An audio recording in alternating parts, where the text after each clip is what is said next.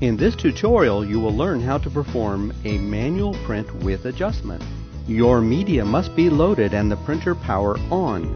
Press pause for 2 seconds to enter advanced mode. All indicators will flash yellow.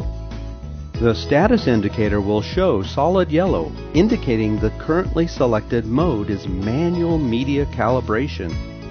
Press feed once so that the pause indicator is illuminated. The printer is now in manual width adjustment mode. Press pause once. The printer will print a 16mm box and pause momentarily.